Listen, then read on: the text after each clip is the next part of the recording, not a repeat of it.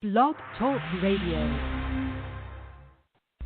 Here at ACO Radio, American Communications Online, or any affiliated stations or websites are not responsible for what guest hosts or call-ins may say. All programming is intended for informational and entertainment purposes only. Hello world, this is TJ Morris, and you are listening to ET Radio. Welcome aboard, all you ground troops spinning around smartly on the planet. We are all about ground and space ontology tonight. We are the UFO Association, who sets up UAP Associates, and we are founded on truth based on what we were finding out to be truth. Some people now have had archives for years, and so we're welcoming any groups that are still left in cyberspace out there. We represented CUFOs first and MUFON second, but a lot of our old guys from the Men in Black were with NICAP, N-I-C-A-P, and even before that we had APRO, and the names that come to mind for me were Don Berliner, Dr. Bruce Maccabee, Jan Aldrich, and later George Filer, who I talked to on the phone quite a lot in 2006, my husband, Thomas R. Morris, and myself, Theresa J. Thurmond Morris. I wasn't Thurmond then. It's hard to track me with all my married names before Homeland Security, but I think they finally figured it out in Florida to get me set up. But we may have a call in tonight by Janet Carroll Lesson with Aquarian Radio, as we're scheduled for our National Archives and our syndication. I've invited several people to listen in. So if you're listening in, thank you very much. I appreciate your support. And the last one I did, I have to edit because my dog bit me over my dinner. My psychic show with Miss Lucas. And that was a shocking thing. So she's a little shih tzu. So I've got to go edit that if y'all are. There she goes. It's my dog and cat, and she knows better now than to bark at the cat that jumps from one place to another and is higher than her. But the cosmos, Knowing Cosmology, is my book, and UFO contact I'm most interested in. So we had Kathy Martin, who was working in 2008 with myself and Dr. McDonald of the Mutual UFO Network, and I understand that Jan Aldrich has stepped down, and the board has placed Captain McDonald of Cincinnati, Ohio, back in charge, and I got our magazine, which is really nice, and I'm proud of it. We've come a long way, so I hope you'll join. If nothing else, pay the membership dues monthly and get the magazine. It's worth collecting. For all you people out there that are doing UFO collecting of UFOs, we appreciate it. Those that are tuned in, awakened, awake, and all of you ancient alien theorists that watch Ancient Aliens on History Channel, we appreciate you, because if truth is to be known, I would say that a lot of us understand the path we've taken since we were younger with Chariots of the Gods and Zachariah Sitchin books, but we got to know the guy that looked like Napoleonic hair, Giorgio, and he's become quite a personality at these alien cons and UFO group events. So he was pictured with Karen Dolan, which was married to Richard Dolan at one time back in the day. So we have a long history from Stanton T. Friedman and J. Allen Hynek. And J. Allen Hynek, I didn't know he was dying. Now I understand why he asked me to carry on in his stead, because he was having trouble financially and was moving and took some files with him out to Colorado. And I was supposed to meet his secretary, which never happened. So I haven't even had her on my radio show. So we've got a lot of fill-in to do for CUFOs and NICAP and MUFON. But I've been a member as long as I can think from here to there, although we've realized that a lot of papers, and depending on what email you had and what name you're going by, things get lost. So we're going to be working on a larger database. We're taking active measures with Jan Aldrich and other men and women to help us all make this a better UFO association and archivist. And so it's going to take money. So we've got different groups that are forming to do different things. And Jan and several other people went to CUFOs and got a lot of the paper files and are scanning those in. So we really appreciate that. And there's a lot of other people needed and help. So I'm more of a marketing promoter type of person that got started with ET Radio to help promote MUFON and events. And I've not yet been to an event except Mid-South Con for authors and writers in Memphis in 2016. I went up and did the Pyramid Conference, or helped market, promote it, and organize it with Marta Thomas in 2016. And I started as an investigator, which a lot of people don't understand. I need to set it up like in linear years, but I was at ET Contact You by angels, we'll say, when I had a near-death experience. 1957, went over to White Sands, New Mexico, and had a CE-5 there. They weren't angels then, they were humans coming out of a spacecraft, but my uncles worked at Los Alamos. And I don't know, it must have been pre-planned, so I don't know what to tell you about families that work for the military, except I was born and my grandmother had a house and bought it from the Air Force. One of my uncles, Gilmore, went off an Air Force carrier. I guess it was a Navy carrier, and they didn't have the flight cord out when he landed. And anyway, that's how I lost my uncle. So I was born into knowing that even though our government is our government, that they can make mistakes. My uncle's in the Air Force, and my dad was Army, Coast Guard, well, Army first, because he just went National Guard because he had so many kids.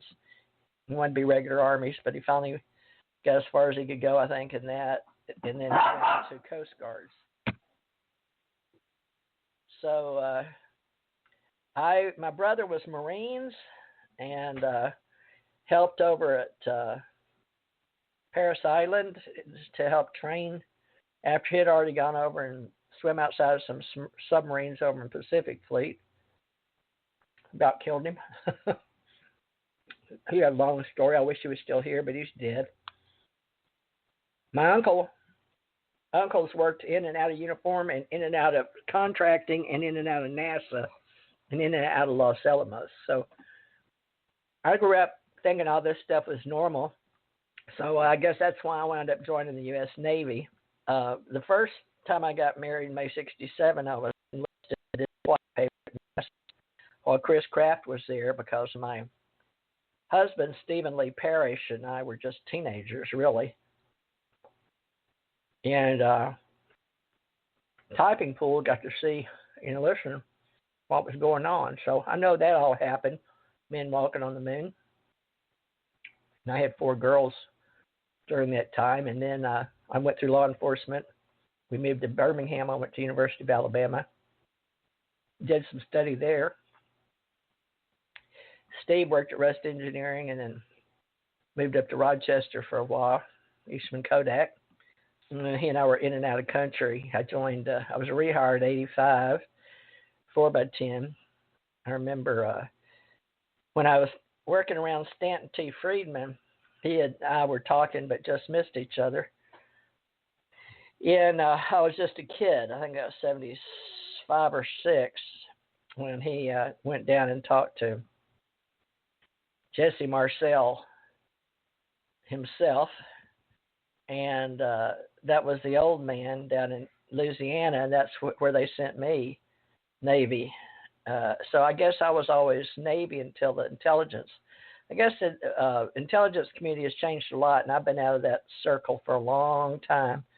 But I'm glad that J. Allen Hynek was interested in me, and they were interested enough in me enough to put me back in, not just as a contractor in and out of country. I just got back from South Africa as Thurmond, or they took my passports, took all my passports, so I don't even have a passport now. But hopefully you guys are going to figure out that there are things out there going on. They always have. And a lot of the people now that I have seen making names for themselves have separated the words between ufology and alienology, which I'm helping do. And alienology, we've got a contact organization, which is more for experiencers. And we separated those with this radio show back, I believe, in 2014. You can go back and listen. We have all the archives here with Dr. Bruce Maccabee. And we have a historical value to save, and we couldn't write fast enough or we didn't have the money, really, the funds to go around the country like we used to. And Jan Aldrich can verify that. He got the last money on one of the bigger groups that was archiving. Oh, I think Janet Carol Lesson has finally showed up. Miss Janet Carol Lesson of the UFO Secret Space in Hawaii, is that you? Yes, it is. It's Tommy Oxblood. Yes, it is. Can you hear me? I can hear you. I'm on my stupid phone because I've been on phone with AT&T for hours and hours. Oh. Well, Thomas Oxblood. This is the UFO Secret Space Show by UFO Association and by the ACO UFO Group in Hawaii. Tommy is one of our metaphysicians. He's also a contactee and an instructor, as well as he helps me on Wednesdays and Sundays from our UFO groups and our metaphysicians. We have a spiritual group, which he and I like to help. So, Tommy, why don't you go ahead and introduce yourself? Can you hear me okay? Yeah, I can hear you okay. Can you hear me okay? Yeah, you sound great. Speak a little louder, though. Put on your radio voice.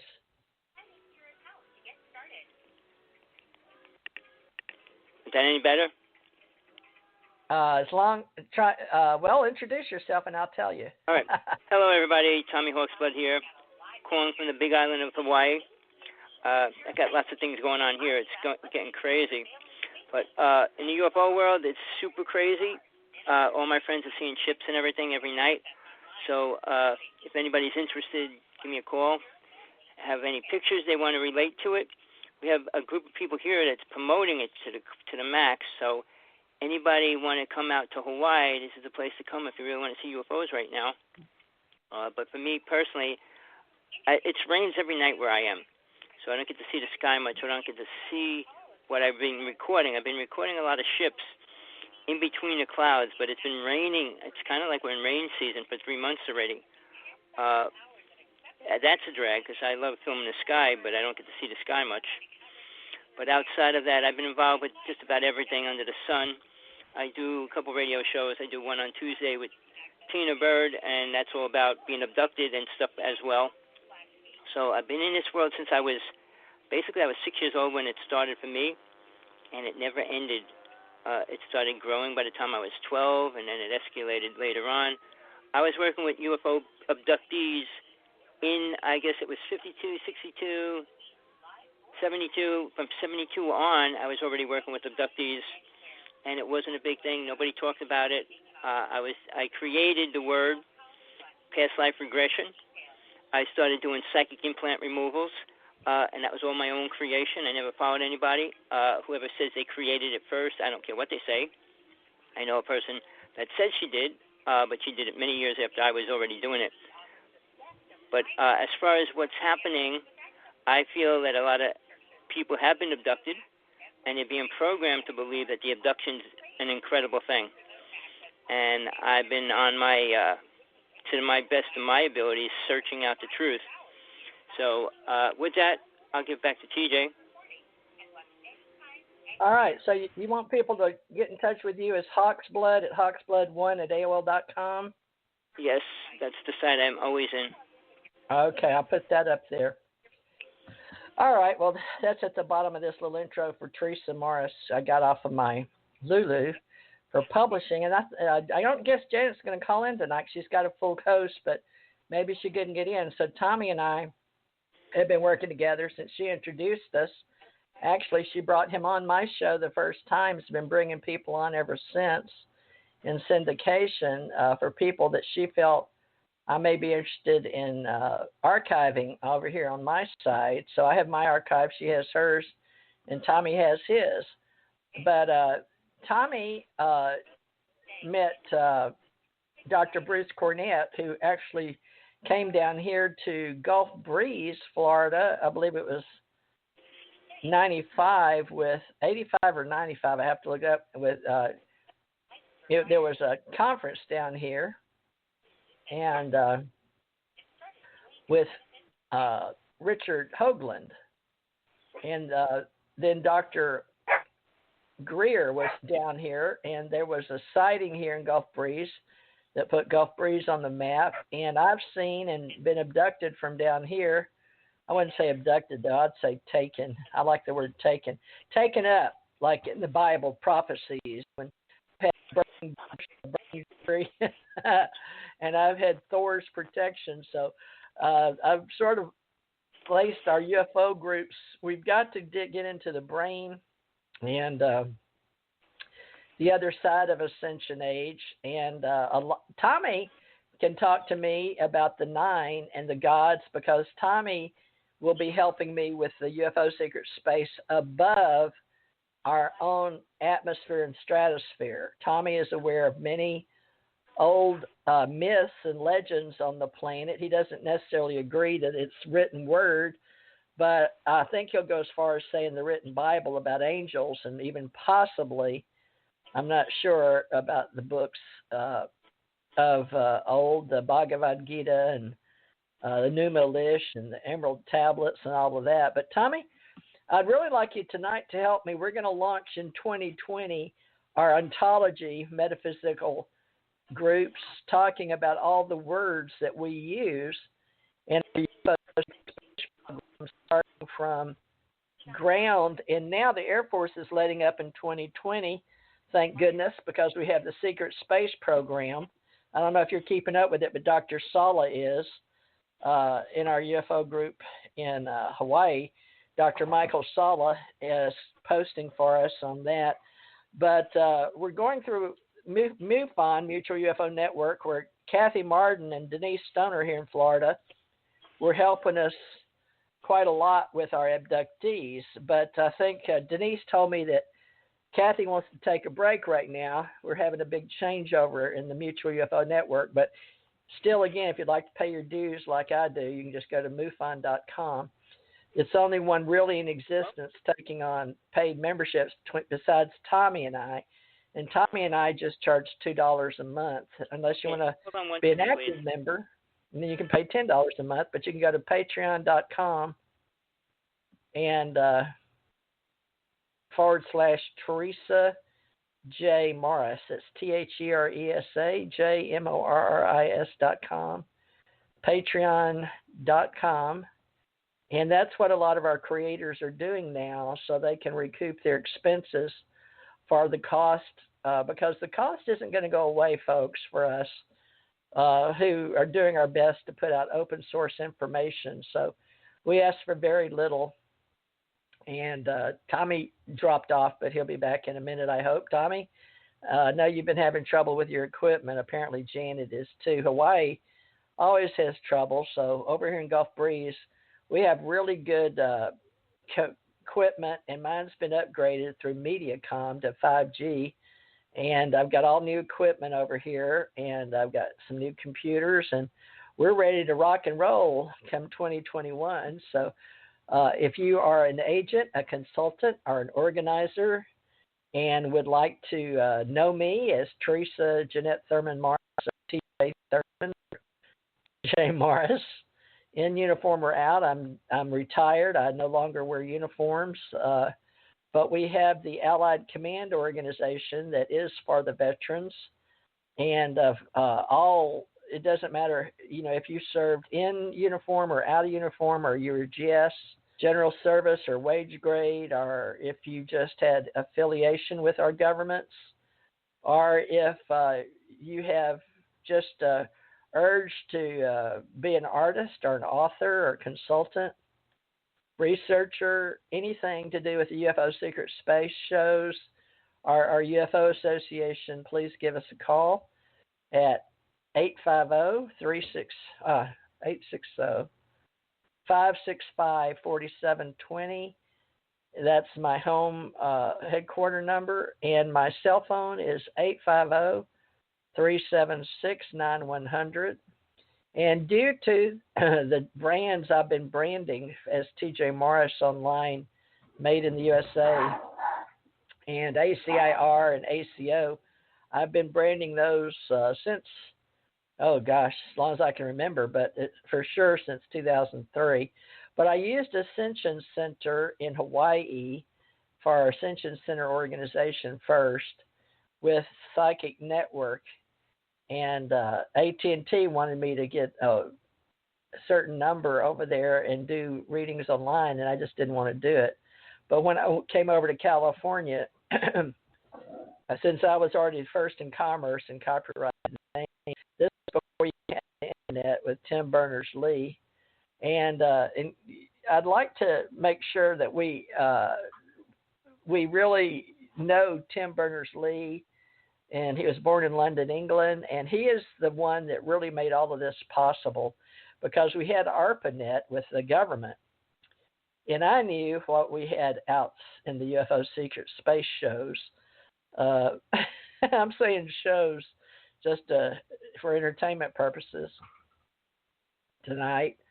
I ought to put this under entertainment, I guess. Let me see.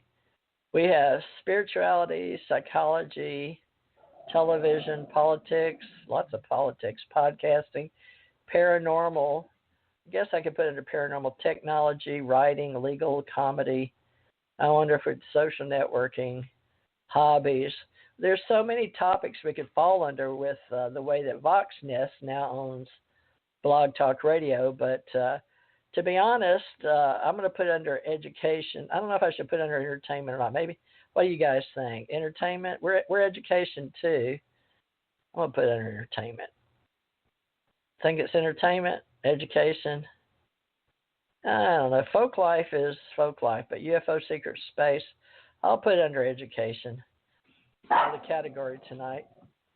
And I guess Tommy, maybe he's coming back, maybe he's not. But Tommy, you're not showing, neither is Janet. So they could be having trouble tonight. So we've got some videos we're putting out there just to let you know that we're here and existing here on the planet. And we are going in 2020 to a new language. I don't know if any of you keep up with Microsoft, but I'm having to go back to school basically just online and watch UFO YouTube socially, the disposition and roles of how we're doing realizable entities. And thank God that we're in ontology here at the UFO Secret Space Show and UFO Association, because our domains and ontologies, aircraft maintenance, ISO, IEC 21838, that's our top level with atmosphere feature. And I believe that the UFO business, due to J. Allen Hynek and the Blue Book and a lot of other people I'd like to mention, but we've done so with Jan Aldrich and going historically correct maybe into our design of information technology. But I'll be more about the public domains and what they mean and what they do and how we don't have to pay for them as membership dues. We'll just put our name and link and let you have your archives and your database. We're all going to the cloud anyway. But we'll be discussing the moon landing and the occurrence of Mars and the people and the instances. And in the class today, BFO 2020, we had objects, attributes, processes, universe, we claim. And we are separating in the language for ontologists in the UFO Association. We are learning to talk to each other about the difference between plane on the ground, so to speak, objects, attributes, and processes, the continuant, and the occurrent. So it's going to be interesting that for people that go through our classes. So I recommend this show to those of you that are joining us in this series, UFO Secret Space Shows on Friday by UFO Association, because there's a lot of work here that we need inside cyberspace, not just the way it used to be with writing and the newspapers and clipping newspapers. That's the old way. And now, of course, we have videos we can use with our phones. And don't touch them up. Just if you have something that you get in your cell phone, please just take it and let MUFON find out the closest chapter of an investigator or someone that does the claiming of your phone with what you've got to capture your information, because the less tampering, the better. We call that the chain of events. And you would be the point of contact with your phone facing astrally or up above, pointed towards the sky, or on the land. But we would ask you to please video what you can. Everybody is a publisher. Everyone is a videographer now with your smartphones around the world. And we are just happy to be the ambassadors of goodwill chosen here, thanks to Tim Berners-Lee and getting this out to the domestic or non-government commercial personnel on the ground. And we will really your name on that. We will give you what we call a byline in journalism and our education services.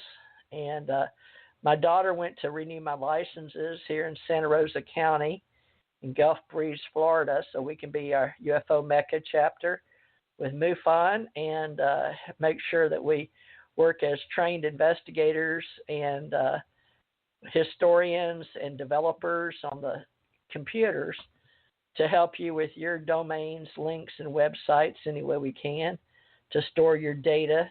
And big data is really hard, but we are going with ISO, IEC 21838, like I said, the top levels. And we're going with design, information technology with public domains. And the public domains means you do not have to pay for it. The government's not paying for it. So we're going to do our best to become a nonprofit like MUFON, which is under astronomy and science for their 501c3. So we're going for hours here in education and spirituality, actually, to separate our Ascension Church Ohana as one that believes alien civilizations exist. And we have the continuant and the occurrent. So the planets and the moon would be on the continuant side, like people, and the occurrent would be like the moon landing, is the way I understand it. People and planets are on the continuant side specifically.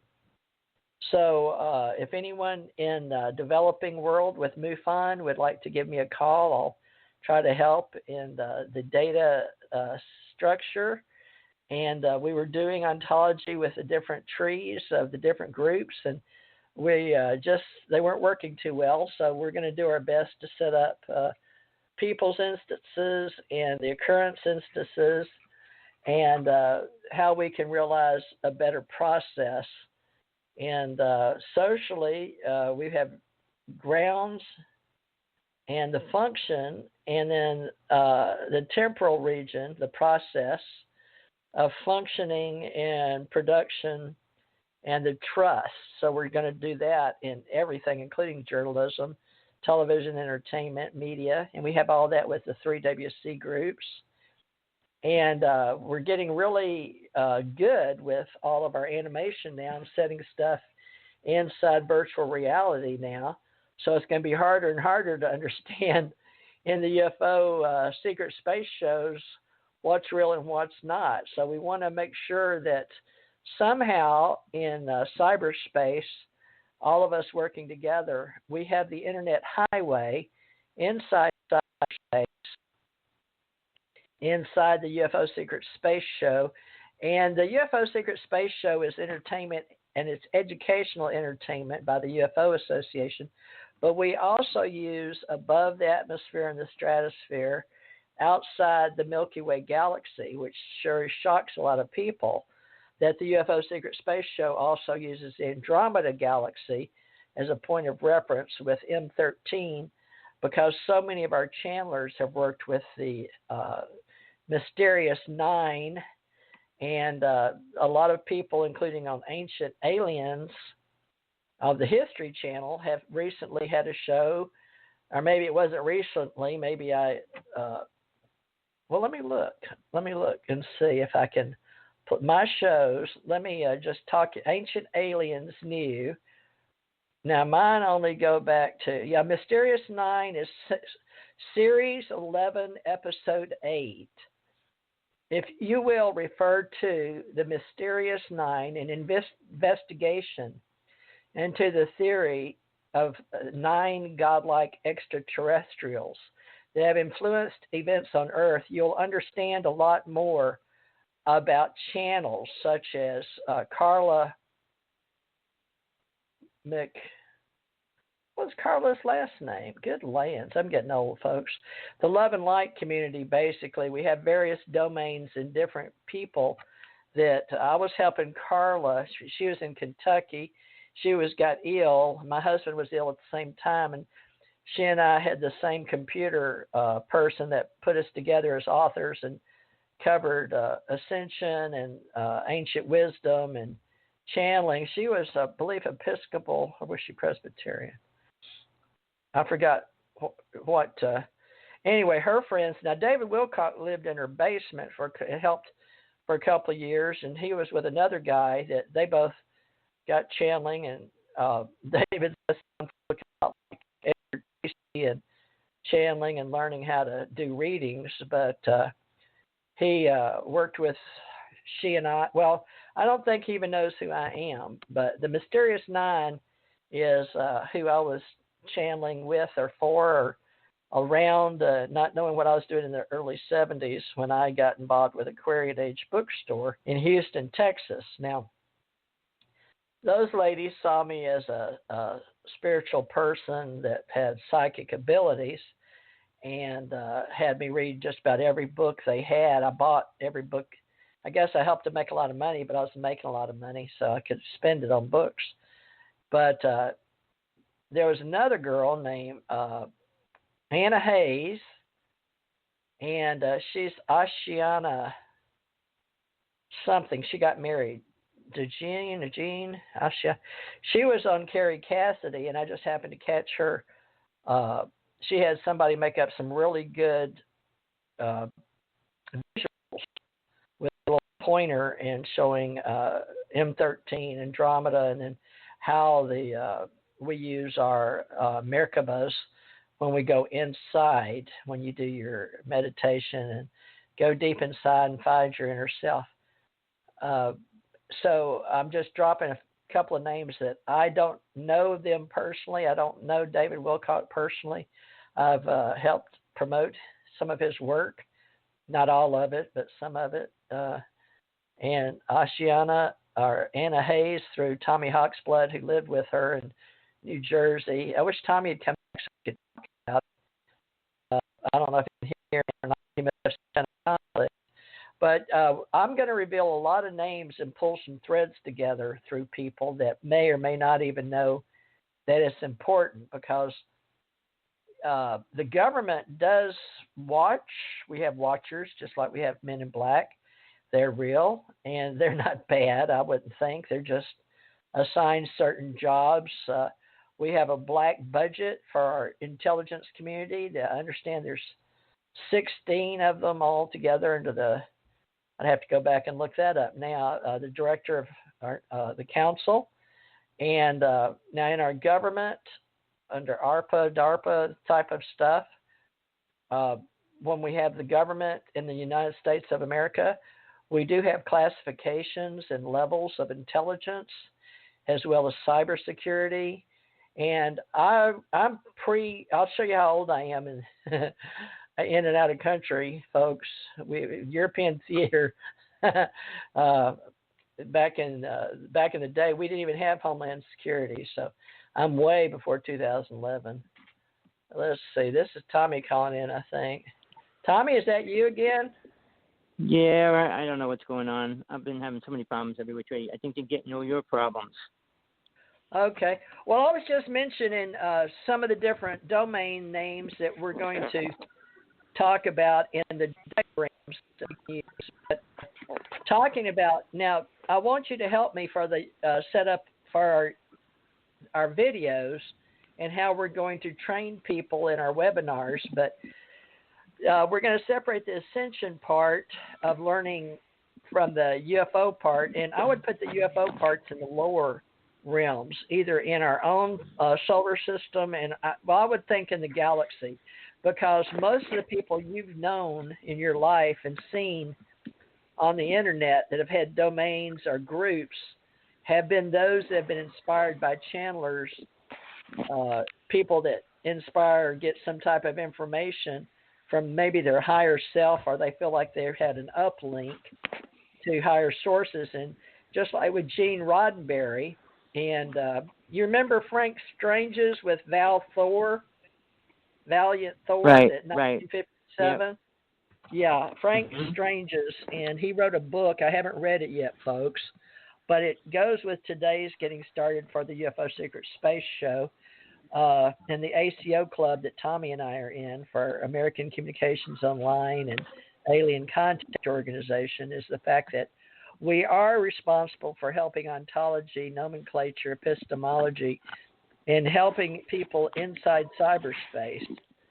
And we're talking about the highest levels, not Destination Mars and not the Pleiades, even David Icke. I can mention all kinds of names. Corey Goode, they all talk about the lower echelon.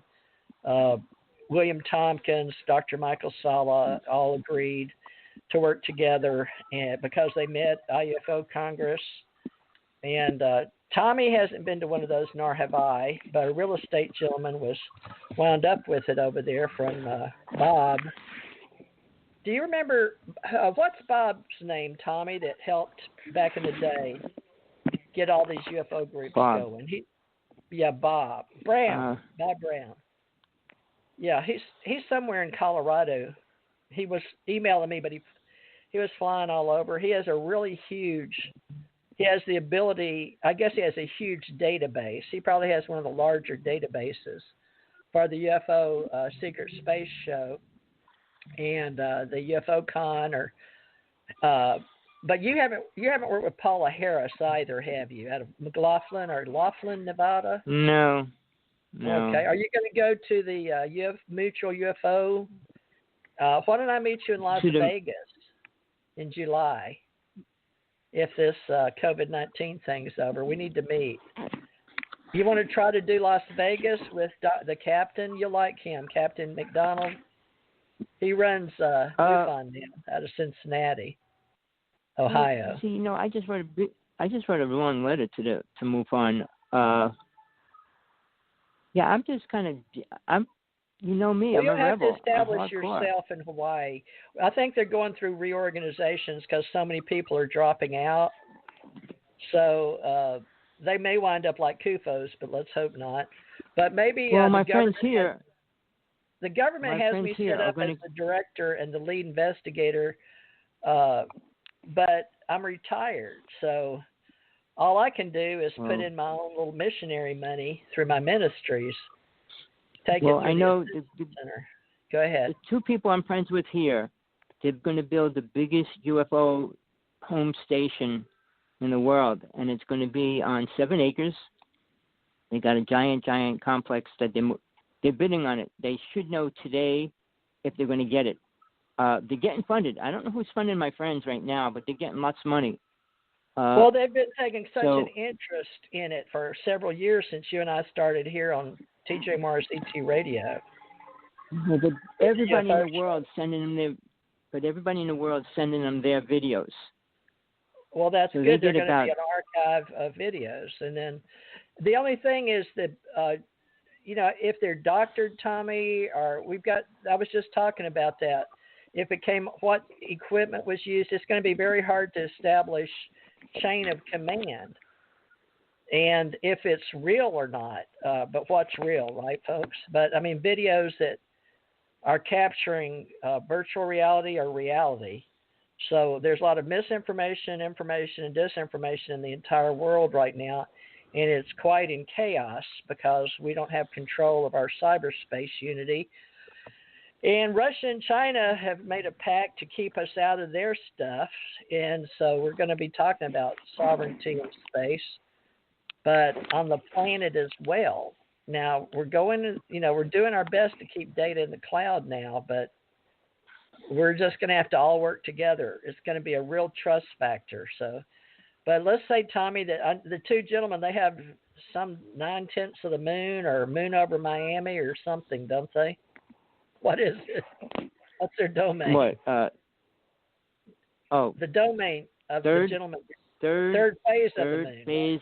Third phase of moon. Just third phase of moon. Well, I know you like them and you like their work, and you're there. And are you strategically located on the same planet? I mean, the same, not planet. Well, there are island. Planet too. We're both on the same island. We're both on a big island. Okay. Okay, folks. Let me get centered here, focused. We do psychic shows and we do ascension shows and we do UFO shows. Well, they just did a show yesterday. They just did a show yesterday, and they did a big show online, and they had one of the guys here on this island work for the government with one of the highest clearances in the remote viewing world. He created all that, the classifications and everything. Was it Joe McMonagle? He interviewed him. That might be. He's here on this island. That's all I know. They showed him. He's an older guy. And he went to interview him, and he explained all the levels of remote viewing. Yeah, Hawaii is a hot spot for old ufologists, old men in black, and even some alienologists and terraformers. I loved living in Hawaii, and I loved all the contact with all the higher level intelligence in Mensa, too. What are you doing, Tommy? It's really loud on the phone. I'm going to go outside. The music's playing, and it's kind of like coming over. Oh, well, yeah. Hold on. I'm going to mute it. I'm muted until I get outside. Okay. Well, folks, we've got so many videographers, I guess is the proper way to say it. And, of course, we have various groups, but the largest one in the world is MUFON, and I guess they're going to do their best. The directors have gotten really old. They've grown old, and we don't have a lot of new people coming in with the intelligence or the skill, or maybe they have the intelligence and skill, but they don't have the persistence or the motivation because they don't like groups or giving up the data into open source. But actually, it was a nonprofit, and it has a 501c3. I checked it out today. I made sure I sent it to Denise here that's going to chapter me in and go breeze through. I like Captain McDonald. I've talked to him. He's a real human being. He's very nice, very cordial, older gentleman. I believe he's about my age. I'm 68. He may be a little younger, a little older, but it was very sweet that in Cincinnati, bless his heart, he was devoting his whole entire life to MUFON, and his wife and her sister. When I got involved, finally, after retiring, I thought I was retired and then found out I didn't retire till 2017, but who's counting, right? But when you work for Center of UFO Studies and you're doing it voluntarily because J. Allen Hynek asked you to, I didn't know what I was supposed to do because most of the people were collecting the data and the raw data and doing the clipping of the newspapers, and he moved it out. But Jan Aldrich went with, what is Green's first name? Brian Green, maybe? Anyway, we covered it here on this show, so we're doing our best to try to track what's going on. We have several people in the world. I'm going to get their names between NICAP, CUFOS, and APRO, and all that Jan's supplying us on Project 1947. And Big Lowe's involved at one time, speak a lot of information. But there's a thread among all organizations, associations, and groups in Facebook, whether we want to admit it or not. And most of all of us, actually, it's a rather small world as far as the old guys go. Okay, the baby boomers are those 55 and older. I'm speaking to you. I'm 68, and I was one of the young ones when I got involved. Okay, that's why I get involved at 33 years old. He was tapping out at 50-something. He died at a young age. Matter of fact, let me look him up. Are you back, Tommy? Let me look up J. Allen Hynek, because I need his name. I had no idea he was dying, Tommy. Let me look. J. Allen. Now you got Theresa and Tommy. American astronomer. Paul Hynek, Open Minds, Project Blue Book. So I guess Paul is his son, J. Allen Hynek. So probably for entertainment purposes, his son can take over his estate. But Joseph Allen Hynek was an American astronomer, professor, and ufologist. He perhaps is best remembered for his UFO research. Tommy, put yourself on mute, darling. UFO research. Hynek acted as a scientific advisor to UFO studios undertaken by the U.S. Air Force under 3 consecutive projects: Project Sign, Project Grudge, and Project Blue Book. Tommy, mute. Can you hear me? Can you mute? You sound like you're washing dishes and plucking chickens. He was born May 1st, 1910, Chicago, Illinois, and he died April 27th, 1986 in Scottsdale, Arizona. His spouse was Mimi Curtis Hynek. She lived 1942 to 1986. Oh, my gosh. She married during that time, excuse me. I was going to say she died the same year.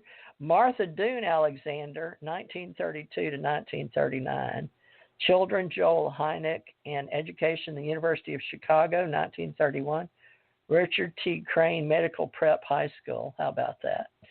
Well, he was the gentleman I met, and I guess he's most responsible for Project Blue Book. The date of death, April 27, 1986. So I had met him between when I went in at 4/29/85 because I had just left Denver, Colorado, is the way my mind wants to remember it.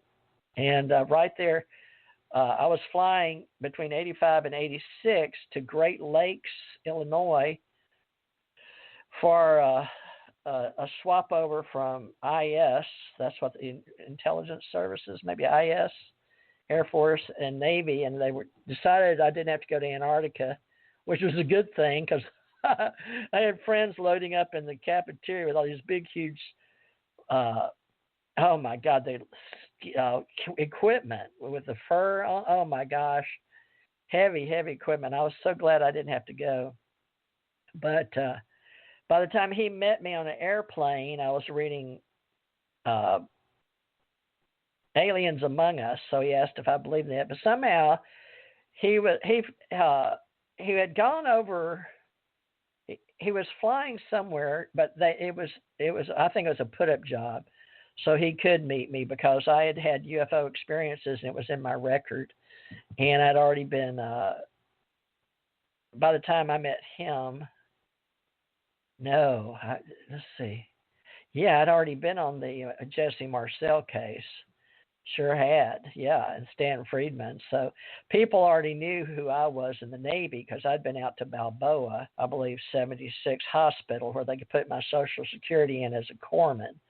So I didn't understand when they already said I was a corpsman, but I don't have any recollection or memory of that. So when I went back through boot camp, which I do remember the second time after I'd already been out of country in Europe and Japan and Africa and all these other places.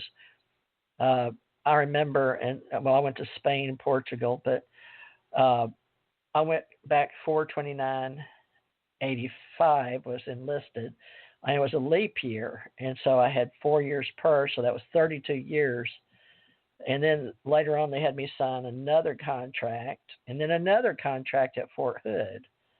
And I had to do another ASVAB. So I don't know how many ASVABs they've got on, or U.S. Treasury or D-Lab test on me. But apparently I did pretty good because I was smart. But J. Allen Hynek got hold of me, and I didn't know what I was agreeing to, but isn't that just the way it is when you're young and dumb? And, well, I won't go the rest of it, but most of you guys know what I'm talking about.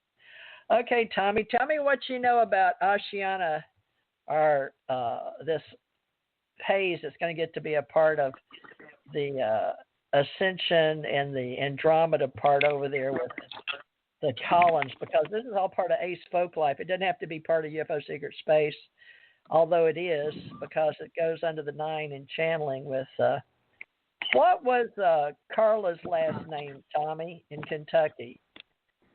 Was it McCarty? I don't know. I thought you asked me about Anna. Yeah, is it Anna Hayes? Let me go look up Carla. Her real name's Carla. Anna, but she changed it to talk whatever about you said, who the you first know. word. You talk about the girl you Well, it's know. the same person. All right. Basically, she did all her work with aliens, claims she knows everything about everything. The beginning of Earth, beginning of life, beginning of the races that came here. She claims she has every story that can be told. She knows all the alien races. She said she worked with, I think, 137, and she classifies each one of them. She's one of the only people that I know that did that. But she takes her daughter on the ship with her, which I don't know how good or bad that is, but I saw a video she did, a 12-hour video, which explained all her alien friends. But she says she's living in a world without karma, and she's here to do a lot of things. But I knew her before and after she was famous. She was psychic to a level that my friend was at, because she saw his ship, and he always said his ship was above us. So she has some incredible artwork. She drew most of it in black and white and had these artists color it in. And it looks incredible. I mean, the designs, the graphics, and all that stuff is really, really incredible.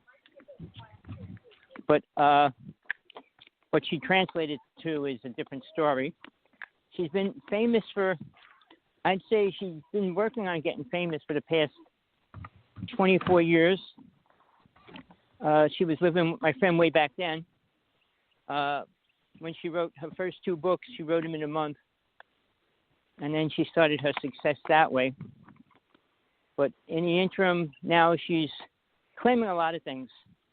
So most people in the UFO world that are trying to talk like she does assumes that they're the higher power, and they have a lot of the inner knowledge that very few people have or can touch. And it goes as far as how man was made, what races brought him here, what races did what to who. I mean, it's all the stories that aliens program people with, and that she's totally into it. I challenged her a few times when I met her, so I didn't agree with much that she said, because at that time she said she was above karma, and I said, if you're above karma, you wouldn't be on this planet. And that's my teachings, what I was shown, what I experienced. And second of all, like you were talking about, aliens don't go into the higher realms. They don't have feelings and emotions. They can't get there. So where they go is back to planet Earth, if they go anywhere. aliens are reincarnating to this planet. And that's why a lot of people think they were aliens, because they probably were. But all these contracts that they say they sign with aliens in their last life, you don't sign a contract with an alien for your next life. And if you do, you have no awareness of anything, because you wouldn't want to do that. Because the idea is to move on, not to come back. So anybody that's trying to come back is already looking to stay here for some unknown reason. I can go into that because, Buddhist teachings go into the aspect of going into the bliss state. And the bliss state is the space between this world, the Esther world, and the world beyond that, which it doesn't go past. So it's a void state, being totally one with nothingness, if you can perceive that. And what it actually means, you let go of who you are, what you are, and you become part of the light and sound. You resonate within that, but you're not thinking. You're no longer concerned with anything other than vibrating within that. And if that's what you want to do for infinity, you can. It's an open thing, if that's where you perceive to want to go, but that's where Buddha went. He never attained a higher level. Sorry to say that, people. I know I live with a Buddhist Lama, and it's hard for me to talk with her because Buddha didn't believe in God.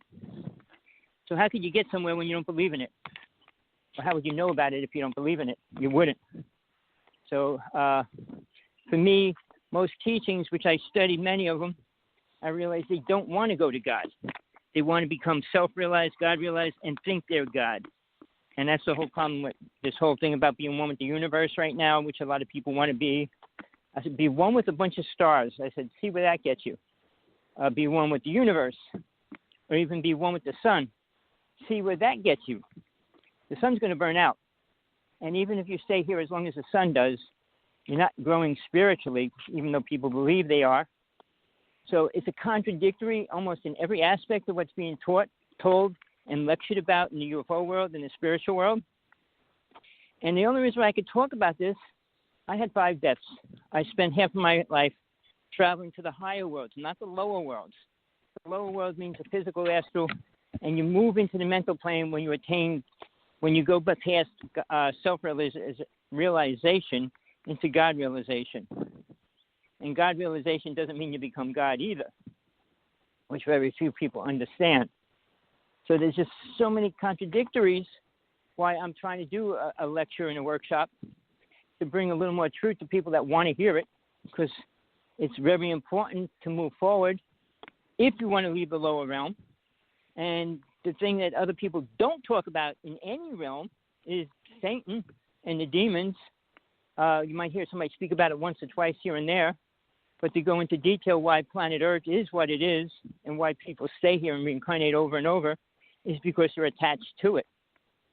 And if you can't give up attachment, you'll never leave planet Earth. You'll reincarnate, come back for all the stupidest reasons. And it has nothing to do with God. So the word is, what do you want to attain in this lifetime? What are you willing to do to attain that? Many people are not willing to go out of their way, meaning putting time in to do the exercises, to do the learning, studying your dreams, studying life in itself, studying the things that keep us here, help us grow. And there's very little truth that we learn here that helps us grow spiritually. If you think giving a homeless person food makes you grow spiritually, it doesn't. People want to say, well, I help people when they fall down. Well, that's a natural instinct. It should be a natural instinct. You shouldn't have to be, I'm going to get good points because I took the person off the ground or I gave money to charity. All these rich people that give money to charity think they're doing a good thing, paying their debt off, and you don't pay it off that way. I just heard a song, love can't be bought, sold, and all that, which is true. But it's the same with spiritual growth. You can't buy it, you can't sell it. When somebody tries to buy it or sell it, they're not buying what they're trying to buy. And you can't. You can't buy spiritual awareness. And you can't sell it either. And very few people maintain that awareness or care about the definition of what it means to sell spiritual awareness. You do a conference, you charge $5,000 or even $50 or $500. What are you charging for? Well, I'm teaching them how to become a fifth-dimensional being or a sixth-dimensional being. Those words sound great to somebody that's, well, you're only third or fourth dimension. No, we're already in fourth dimension. We have been for a long time. fourth dimension means we could do remote viewing, astral projection. That's what fourth dimension is. So to say you go into fifth dimension, guess what? You're going to be leaving your body and not coming back to it because you won't need a body. All these things are so simple. More speakers like to make them much more complicated than they are. Give it much more meaning than it should have.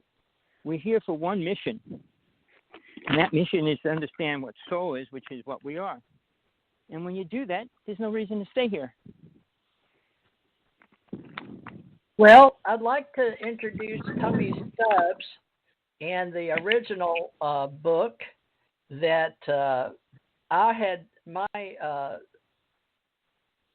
channeling of the Nine and Thoth and Trismegistus, and he had his and the Michael teachings. And it says he's 73, but I had heard he died a long time ago from his, one of the women, a friend of mine, Carolyn Flowers of Colorado, that helped promote his book and helped him, publish it. And then she started working with Dr. Michael Sala.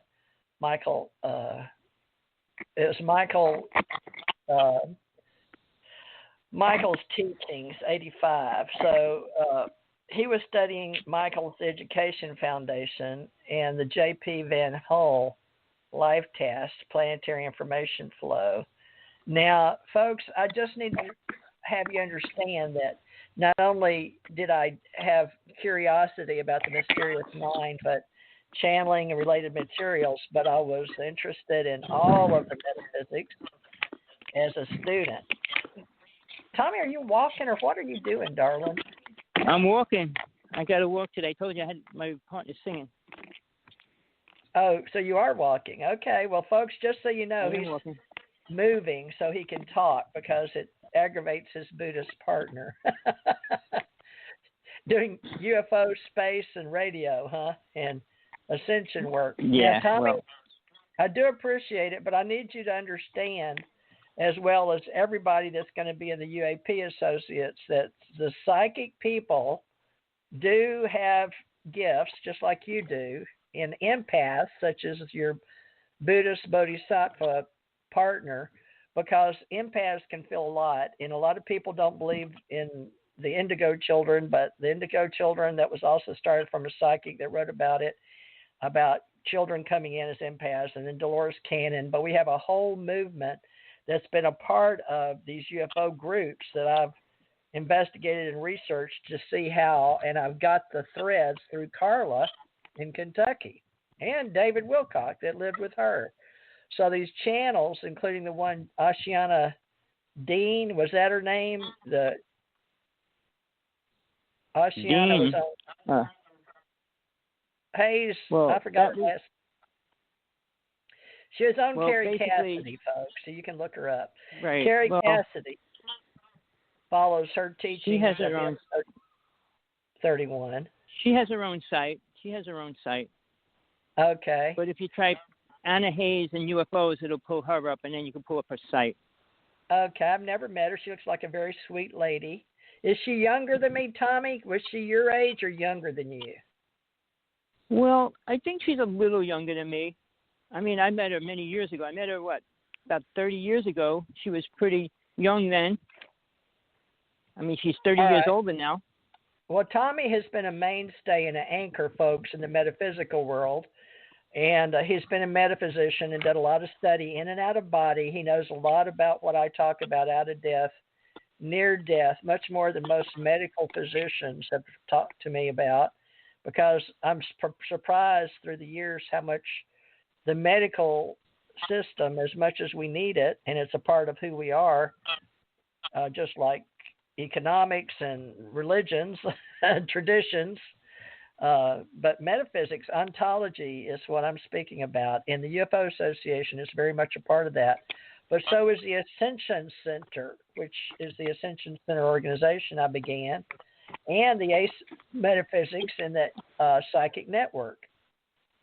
And we're bringing it back and pulling it all back around so I can have those that were not in the government prior to 1985 understand that it was after the Eisenhower. I was born and Tommy was born. So Truman, I think Tommy was born in 1952, right, Tommy? Right. December Truman was president in 49. Was he your president though when you were born? No, he was born. He was president in 49. Eisenhower became president, I think, in 51.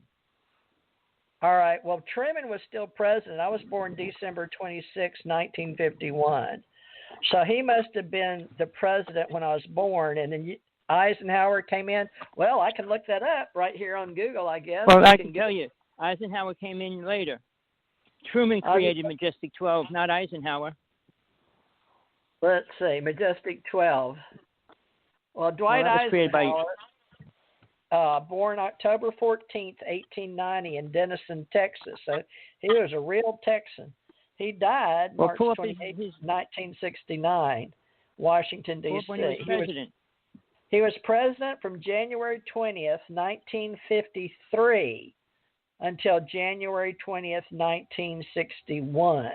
His vice president was Richard Nixon, 1953 to 1961. Okay, so Truman was our president. So that means, folks, it just means who was the president when you're made in the USA. Like Tommy and I are called made in the USA. We are our persons. Our persons were made here. Biological, because we talk about other than biological now due to AI and robots, and I'm a cyborg, and so is Tommy. Tommy and I are what's called cyborgs, but we were born whole biologicals under Harry S. Truman, 33rd President of the United States. Harry S. Truman was the 33rd President of the United States from 1945 to 1953. He was succeeded upon the death of Franklin D. Roosevelt after serving as the 34th Vice President. He implemented the Marshall Plan to rebuild the economy of Western Europe and established the Truman Doctrine in NATO. He was born May 8, 1884 in Lamar, Missouri, and he died, on my birthday, December 26, 1972 in Kansas City, Missouri. I remember that was a really tough day for me. I finally got to go to his place in Kansas City. But presidential term, April 12, 1945 until January 20th, 1953. And he was a Democrat at that time, Democratic Party. Now, Tommy, we can talk about Stanton T. Friedman, which is like the godfather of the UFO Association, because he helped me start it back in the day in 2006 with Tom, my husband. But now 1957, is that when we're talking about when Hayes came to talk to Dwight D. Eisenhower? And you've recently had a radio show with Laura Eisenhower, who claims to be one of the granddaughters, although she didn't really know him. Now, he was president 1953 to 1961. Now, let me look up the channeling starts with Valiant Thor when he flies in 1957. So we have ACE Folklife, or the UFO folklore. We call it ACO UFO folklore. But let me look up Valiant Thor, because he becomes a mainstay in the government because of the chaplain and the Pentagon. Now, Valiant Thor, his book is a real How to Live Longer, The Stranger at the Pentagon. But let me see. It's the one that I want to make sure in our history books. It was the chaplain at the Pentagon.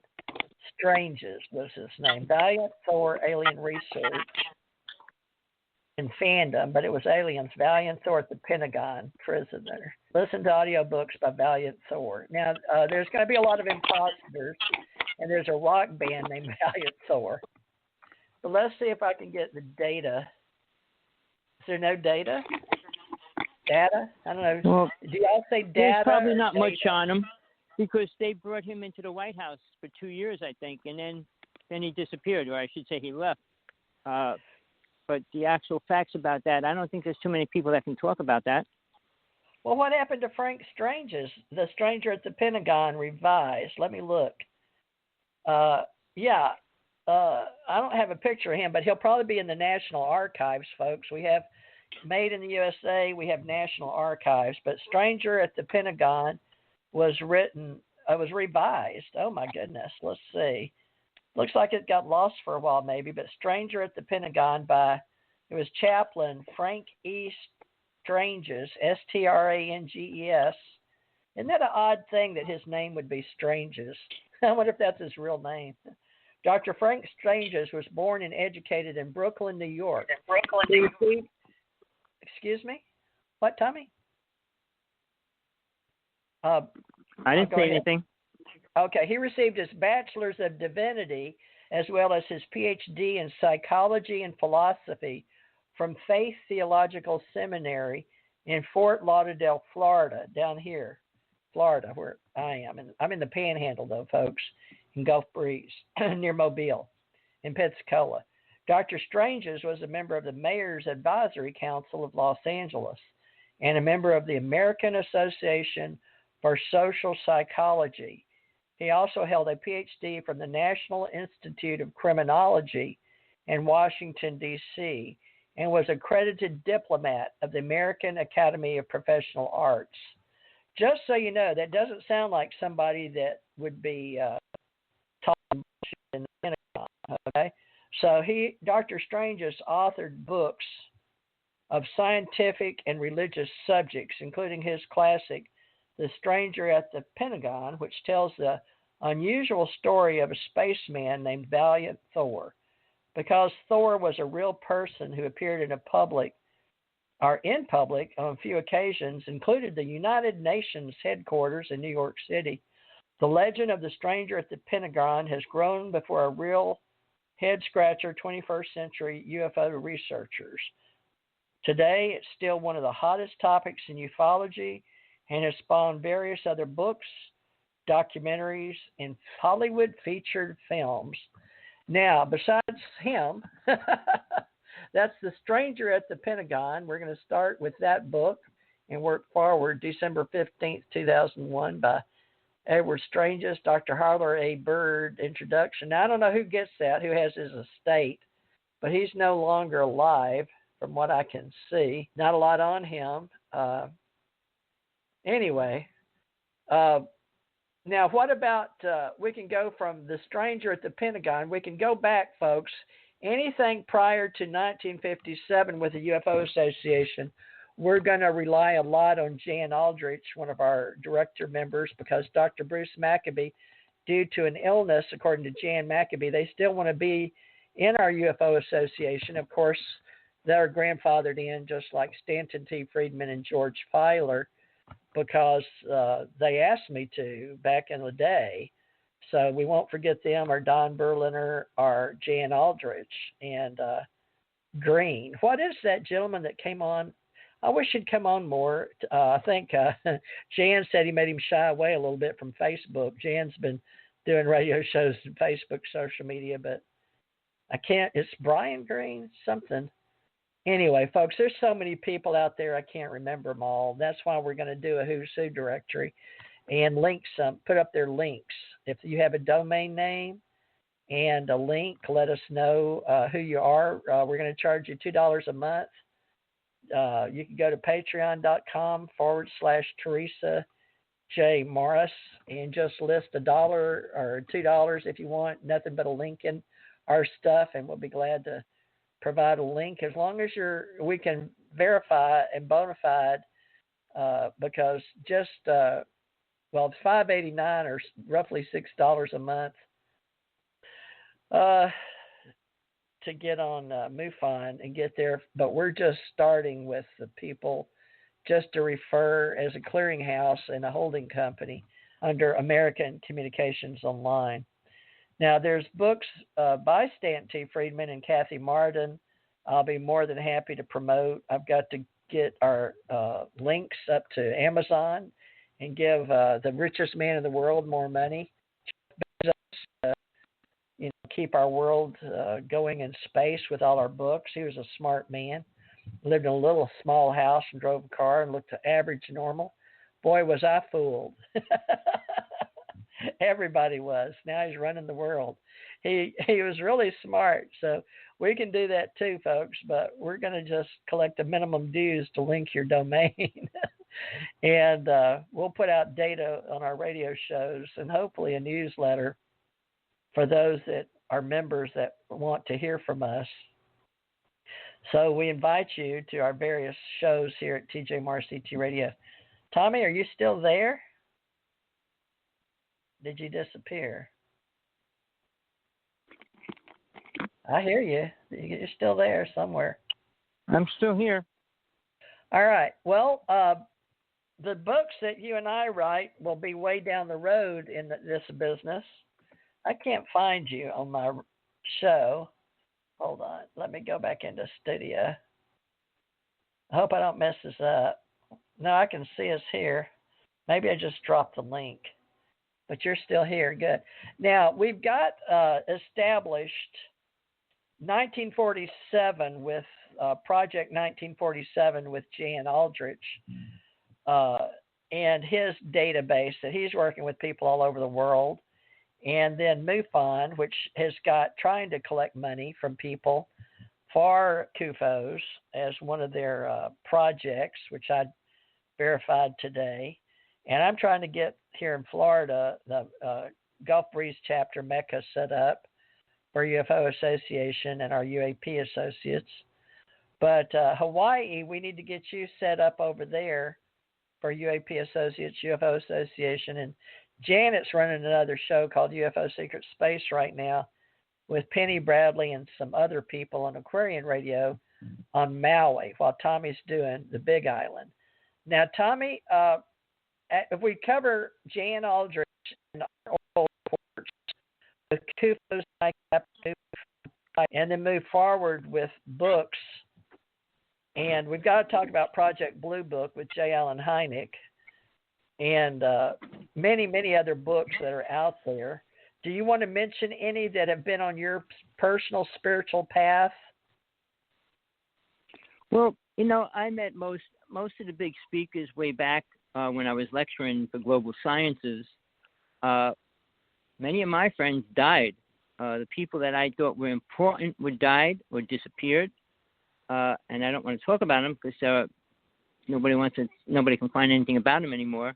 The only people that I do talk about are the people that are alive. One of them's in Long Island in the nut house, and he was a key person for the UFO world, but they won't let him out. Well, could you give us a little more intelligent level of information on who you're speaking about? That's not one of those that was killed on that after that show with the governor of Minnesota, was it? No. That's Fred Bell. I'm talking about John Ford. Fred Bell arrested versus John Ford. Ford was the top UFO photographer in 1996. He shot the best video of a ship crashing on Long Island. And after that, he was arrested and put in a nut house. And on public TV, well, Tommy, they said he had uranium. Radio. Well, maybe I better put us back under entertainment. I don't know how educational this is going to be, saying nut house. It's under education. Maybe I ought to put it under entertainment. But anyway, I'll put it under entertainment. Okay, I changed this from education to entertainment because, all right, maybe we won't have to be so exact. Cross our I's and T's in entertainment. Go ahead, Tommy. Well, I use the word nut house because what they said about him. I don't think that's politically correct in 2020, but we will say maybe a mental hospital gives people an idea of mental means you're mentally disturbed. So that would be a hospital for mentally disturbed hospital for people that are disturbed. Is he in prison? But he's in the nut house because he can't go to trial. Well, let me see what I can pull up on trial. John Ford. Okay, folks. I know this is going to sound funny, but I'm using Google. Now, is it the film director, John Ford? No. Just type John Ford and UFOs. USN history. Put in John Ford UFOs. UFOs. Yeah, John Ford UFOs. Long Island. UFO fan ruled unfit for trial in Long Island murder plot, 1997. Conspired to kill GOP officials with radium, January 3rd, 2019. Is that it? Long Island UFO plot trial, a flying saucer, true believer. Goodness, there's a lot of stuff here, Tommy. Which part do you want me to get? Well, I'm just saying, he was one of the most important people as far as photography. Nobody shot a video as clear as he did of a UFO crash on the ground, as well as the debris all around the ship. Spotify, let's see, New York Times, 1997, Bellport man who conspired to kill GOP, June 3rd, 2019. Let me see what this is. This looks like who you're speaking of. Okay, Bellport man who conspired to kill GOP officials with radium and toothpaste wins transfer order. So he won a transfer order. No, I've not been selected to subscribe. Oh my gosh, 5 cents a week. No, I don't want that. Not now. Gosh, Tommy, while I'm on the line, folks, all these pop-ups. Good lands on radium plot. Let's see. It says by Andrew Smith, the central figure in one of Long Island's most bizarre political murder conspiracy has won an order to be released from a secure psychiatric hospital to a less restrictive institution. John Ford, 70, he's only 2 years or a year and a half older than me, retired court officer from Bellport, was a delusional UFO enthusiast who conspired to kill top Suffolk Republicans by putting radium in their whole story is a lie. That whole story is a complete lie. They said he had a barrel of uranium, which is impossible. They said he was going to lace it in toothpaste, in government people's toothpaste to kill him, which is a lie. Well, let me read you can't the rest walk around of this. Let me read you what's said here, because you're triggered by this. He did so because he believed government officials were hiding contact with space aliens, forensic psychiatrists reported. He also wanted to burn down Suffolk Republican headquarters and promote Conservative Party politicians, they said. 1909, he pleaded not responsible by reason of insanity. So after hearing earliest this year, the Supreme Court Justice Elaine Saritsky Slobod, S-L-O-B-O-D, in upstate Goshen, ruled last month that Ford must be released from the Mid-Hudson Forensic Psychiatric Center. She wrote that although Ford remains mentally ill, he is not in danger to himself or anyone else. He has never directly threatened anyone or the staff at Mid-Hudson, had never involved in a physical altercation, has never attempted to abscond, Slobod wrote. But knives, radiation counters, and other items were taken from his home in Bellport, are displayed in a news conference by Suffolk officials on June 13th, 1996. Now, the credit, Tommy, if you want to research this, the source is Newsday/Karen Wiles Stables, S-T-A-B-I-L-E, or Stabile. Wait, TJ, why would I want to research lies? Every aspect you just said is a complete lie. You can't go into how do you know that? Why you know You can't that? go into a court of law. They're going to show evidence. How do you go into a court of law with radiation? You can't. First off, they said he had a barrel of uranium. It's impossible to get a barrel of uranium. He was in charge of the MUFON in Long Island. He was the one that went out to crop circles to check to see if they were real. He used a Geiger counter. He used to check it with this little piece of uranium to make sure that it was working when he went out to the fields. They arrested him and said that piece of uranium was a barrel of uranium. And then they said they were going to use that to put in toothpaste. You can't walk around with uranium and just stick it in toothpaste. What are people mentally disturbed that would say that? Because I guess he needed to plead insanity so he could get out of going to prison forever. It says well, that's right. Yeah, he had to. Exactly. Including a Defense Department employee who procured radium for the planned attacks, pleaded guilty to their roles in the conspiracy and were sentenced to prison terms. So 2 other people went to prison too, Tommy. So I would expect you to go and investigate Newsday, because you seem to be very up on him. There's a picture of him John Ford at Bellport on the way to the arraignment on June 13th, 1996. Don't think it'll let me capture it for historical purposes, but I would invite you to cover Peter Moon, that part. Peter Moon talks to him every month. Well, Peter Moon is not a real name. That's his. That's not. I have trouble. Well, Peter has. He has his. He told me his real name. Publishing company under his name, but he has his publishing company under Peter Moon. He What's goes the by name of Peter his Moon to publishing anybody now? that talks to him. Peter Moon Publishing, or Moon because it's based on his books. Tequila Moonrise, Tequila Sunrise, all about Peter. the He island. was a very nice. He called me on my birthday, and he knew me and gave me his real name, Peter Moon Books. Okay, and he's been on my show here, so he's in our. Let's see, Peter Moon Books, Amazon. Yep, here's his picture. Let's see if he tells his real name. Peter Moon is the co-author and publisher of the Montauk Project Books series, and has written extensively on the subject of time travel and its associated subjects, including the occult and esoteric. Edited works, Transylvania Sunrise, and more. People that search for him search for Preston Nichols, who is now deceased and was on this radio show, and Stuart A. Swerdlow, who is still alive as far as I know, was on this show. So he has Sky Books Products. And he told me his real name, Peter did, but I've forgotten.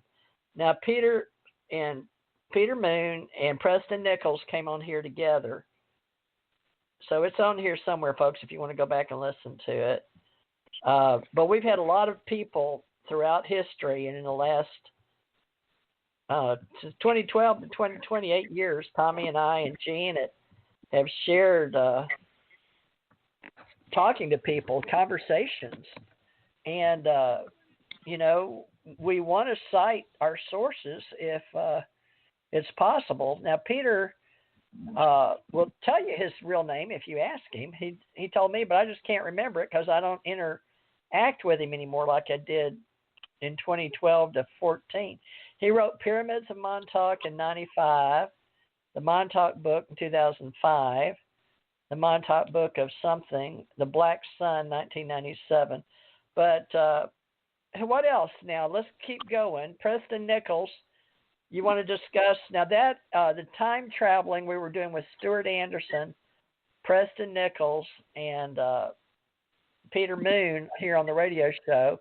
And Stuart Anderson was going to meet me, and he carried my paranormal shows and my paranormal websites. And then he disappeared, Stuart Anderson. He went over to India. He was working on gravity, space, and time. He was really intelligent with the Air Force. I don't know what happened I don't think he's dead. He was working at the United Nations level. And he was going to come to Kentucky when I lived in Beaver Dam. Do you remember Stuart Anderson? Am I saying the right name? Bob Anderson? Robert Anderson? Peter Moon would know. We should have Peter back on. Well, I kind of stopped talking to Peter Moon. I stopped talking to Robert Morningstar. I don't like people that I can't agree with at any level. It's hard for me to talk to somebody that I feel is talking out of left field because basically when Peter Moon was putting out all his books and he was with Nick, I was friends with part of the Montauk Project, Al Bierlich. Al Bierlich is the one that went back in time. Peter Moon wasn't involved. Al Bierlich had data, and he collected information. And I think, let me look. Now, he was in Tennessee, was he not? Let me look I don't remember all my investigations. Hold on. B-I-E. Now, I know that he was involved. He came on our radio show, didn't he? Or did he? Philadelphia Experiment, right? No, yeah, but he died. He died too. Okay, so it wasn't Al that came on then, Al Bierlich, but it was Preston Nichols and Peter Moon. He was still alive. You can confirm that you weren't on the show. It was Janet. Janet brought them, and I talked to Peter about coming on and bringing on Preston, and Janet wanted to be on the show. Al Bierlich speaking on the Philadelphia Experiment, alleged military experiment supposed to supposed to, allegedly, to have been carried out by the U.S. Navy at the Philadelphia Naval Shipyard in Philadelphia, Pennsylvania, United States of America, around October 28, 1943. So, folks, we do cover time travel now with time, space, and gravity, but from a more educated, down-to-earth, but we can look for disambiguations, as we say in Wikipedia, on the Philadelphia experiment. But the story of time travel we're looking at is possible now that we know universes and other universes exist. But Al Bielek claimed to be a time traveler who went back in time as part of a secret government project, and he began sharing his predictions of the world. During World War II, it was rumored that the American government might have been conducting sketchy experiments as part of a war effort under the radar. And so the tests were called USS Eldridge. And there has been movies made as the Philadelphia experiment. So television gets hold of some of these stories and makes some great videos or movies, and then they become part of our ACE Folklife history, travel and transportation. But the secrets and the cover-ups happened during the experiment that was left a mystery, because some people say they were testing out microwaves back then before we had microwave radar that we know about. And since he was born, Al Bielek, he was born in 1927. But later on, he meets a brother of his father, and there was a movie about his. It says, as Al went through life, he was known as the walking encyclopedia, classmates said, because he didn't really understand why his brain was able to retain so much information. He didn't know what he learned a lot of. On the 60th birthday, the clues started coming together, and he began understanding. So in 1988, Bielek was watching a science fiction movie, The Philadelphia Experiment, and the film was based on a true story. So the movie didn't seem comprehensible to anyone other than Al. During the movie, he got a chilling and unsettling feeling that his body had seen all of this before, an undetectable ship. And so the film, The Philadelphia Experiment, portrays the government experiment dating back to World War II. So it made good movie. The U.S. Navy was trying to figure out a way to make their ship be completely invisible to radar transmissions, so the governments wouldn't detect them. But anyway, there's a government experiment. Whether it went wrong or not, the device was activated October 28, 1943, at the Philadelphia Naval Yard. Now, there's conspiracy theory, and there's other people that say they were really trying to make something disappear, that we're 100 years at all time of our light and of our radar, and using infrared, microwave, and radio, and every kind of wave you can imagine. So they say that the ship completely vanished, but there's a movie about it, the USS Eldridge Tragedy and the Philadelphia Experiment, if you want to read it. Tommy, what else can we put on the beginning of this first radio show for 2012? History by the day, pop culture, I guess. We've got human stories we're going to cover. Well, here's the thing. People. You mentioned somebody else besides Ford. Who else? Bell. Fred Bell. Why don't you put Bell in this part? Because you knew of him too. What's his name? Well, I'll look see, all this. Let me just say this: people out there, you can believe all the stories. Like that whole story written about the Philadelphia experiment is all twisted as well. Al Bielek went back in time. He was the one that was on the ship when it disappeared. That ship came back every 20 years, went back and forth in time, and that's when Cameron was supposed to get on the ship with him. And when it came back, it was 20 years later. And when right before he died, when I was still friends with him, they offered him $4 million to go back in time to kill somebody. Because when they went, this is the truth. This is from his words. Whether you want to believe it or not is your choice. He said they offered him $4 million to go back in time to kill somebody. Because when it first happened, somebody was killed and it changed the government system. One person dying in a family changes the whole history of that family. So he was supposed to go back and kill somebody before that person so that that family would be here in the present. Took it, but when I saw him 6 months later, he looked about 20 years younger. All right, he looked ancient when I met him. when I was talking to him.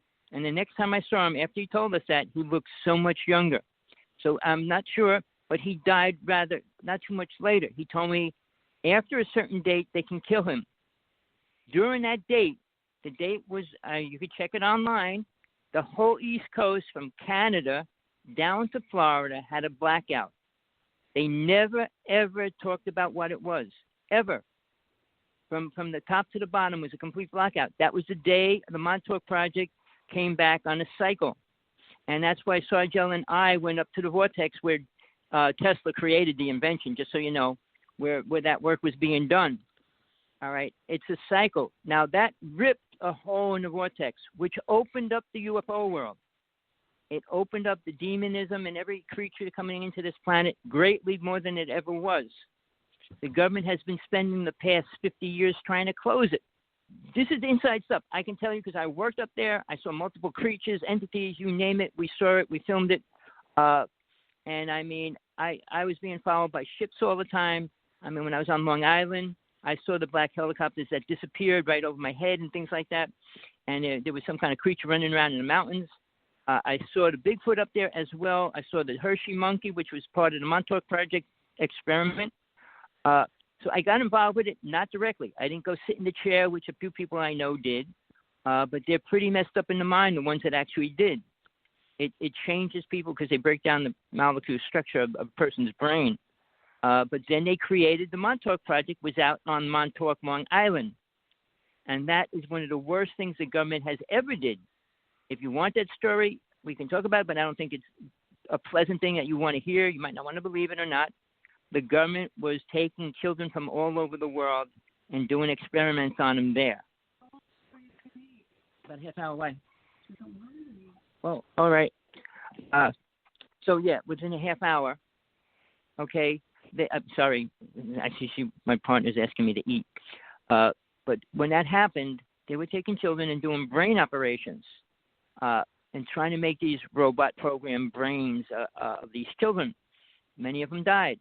And that's when Nikolai... Is this before you and I had pieces in us, since we're cyborgs and alien UFO deities from out in space somewhere? Well, look, I've been reincarnated on this planet so many times, the alien part of me is gone. Really? So I don't accept it. So yeah. our lower part after Atlantis aliens are disappeared, folks. We're so far up there in the... Well, I was hoping to talk about that some too, the different levels, because you're... Well, you can talk about your alien level, but I don't want to talk about anything because that was before I was in Atlantis. That was the first incarnation into this reality I came into as an alien, for a word. I mean, just weren't a person you on from another before planet. Atlantis, though? Because Atlantis is a common, like they say Lemuria. No. But you know, people are talking about Lemuria. Again, they're talking about recent, because that wasn't even a word. Again, you're talking about man's translations of time, which they have no clue about. And they don't know the even day or month or year. Well, the people I work with off planet now in this reality, we call them above the omniverse, but for the lower people that you've been in contact with, like Anna Hayes, because you lived with her, and M31 in the Andromeda Galaxy, they're putting out the good, bad, and ugly, depending on whether you're reincarnated and you know how to use your energy and your Merkaba and come in light or dark or spin out to the other planets and the planes. So we're going to have to talk about in the UFO Association length, width, and depth, not to mention the various dimensions. And then you talk about the gods and the three, the astral plane. And now where do you cut off your astral plane? It's got to be above what they say, the planes, the atmosphere, and the stratosphere, right? All the way up through the sun. That's all that. The whole solar system is part of the physical realm. Stars, universes, galaxies is all part of the physical realm, the first realm. The exoplane is the second realm. See with your light, because man cannot see outside of the Milky Way galaxy at the present time, as far as I know. Now, people like you and me can, but we've died, so we have a better point of reference. Understanding your abilities Space. Everybody's soul. TJ, everybody's soul. People out there, the definition of what you really are is soul. When your body dies, you are that. Above the global it's consciousness. Not, see, here's the thing. Local. I don't like the word consciousness. Well, we've got to start somewhere with planets and people because awareness. We're in cyberspace, and we have to use voice and vocal and radio waves. It's called awareness. Once you leave, soul doesn't need vibrations of psychic realms and all those kind of words. It doesn't, because it doesn't vibrate at that level.